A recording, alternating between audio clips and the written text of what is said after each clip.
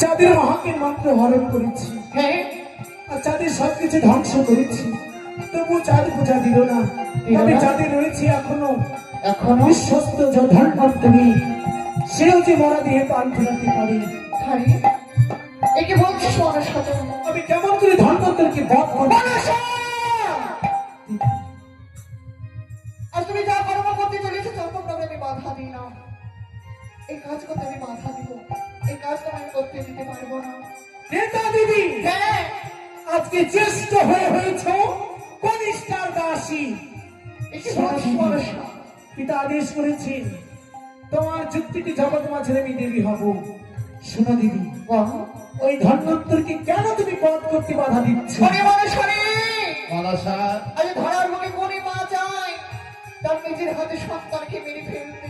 ধন্বন্তরী তোমার শিষ্য, আমার শিষ্য, তোমার সেবক, তোমার সন্তান। হ্যাঁ তবে দিদি, আজকে ধন্বন্তরীকে আমাকে বধ করতেই হবে। আমি তোমার কথা দিচ্ছি, তুমি ধন্বন্তরীর মরণ বাণ আমায় বলে দাও। হ্যাঁ জগৎ মাঝারে যেদিন ওই দম্ভ অহংকার চাঁদ আমার চরণে পুষ্পাঞ্জলি দিয়ে দেবী করবি, সেদিন ধন্বন্তরীকে আমি আবার ফিরিয়ে দেব। আজকে ধন্বন্তরী মরার বাণ আমি জানি না, কিন্তু আমি উপায় বলে দিতে পারি।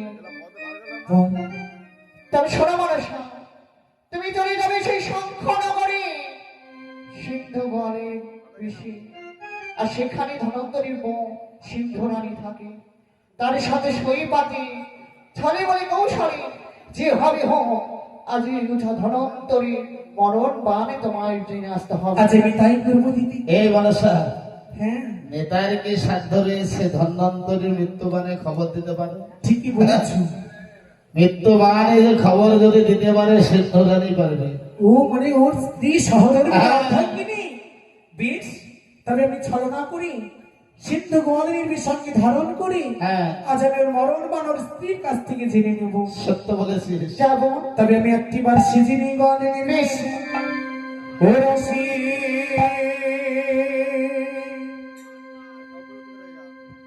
ও রসির গোয়ালিনী শৈল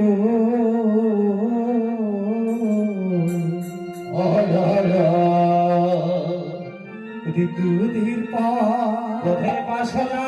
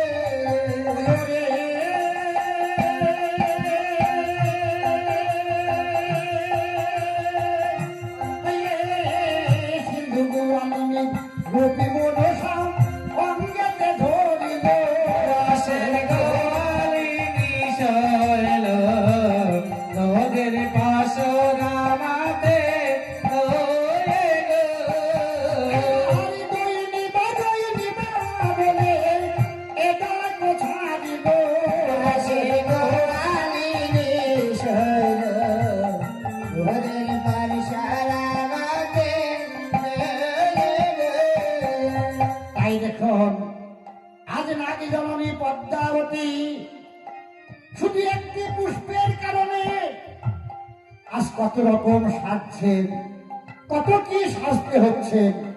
তাই আজ আপনার রুমে দূরে রেখে আজ সুন্দর একটি সিন্ধু গোয়ালিনীর ধারে আমি করে কোথায় চলছেন গো না দধি বিক্রয় করতে?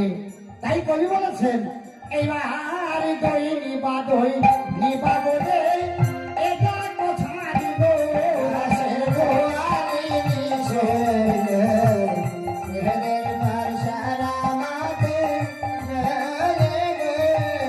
এইবার এত ডাকো তুইও ডাকো দিব রাসের গোয়ালিনী শৈল তোদের পাশরা মাতে তোলে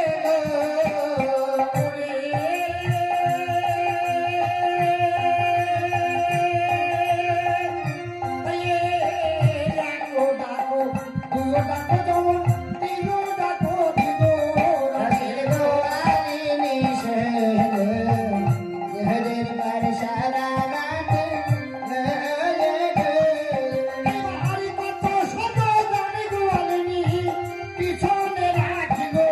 রাসের গোয়ালিনী শৈল তোদের পাশরা মাতে তোলে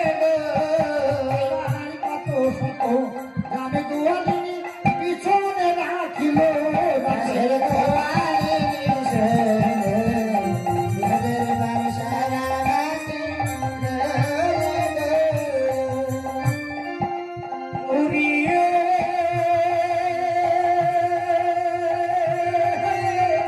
কত শত গ্রামী গোয়ালিনী পিছনে রাখিল রাসের গোয়ালিনী শৈল তোদের পাশরা মাতে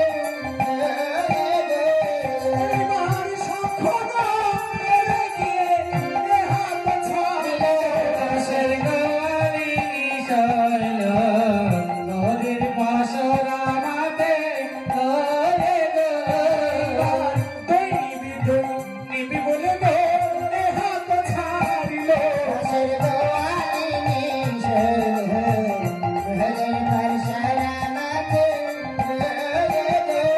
এবার কে মায়াছে দয়ার ভক্ত দই নিবে রাজি রাসের গোয়ালিনী শৈল তোদের পাশরা মাতে দই নিবে গো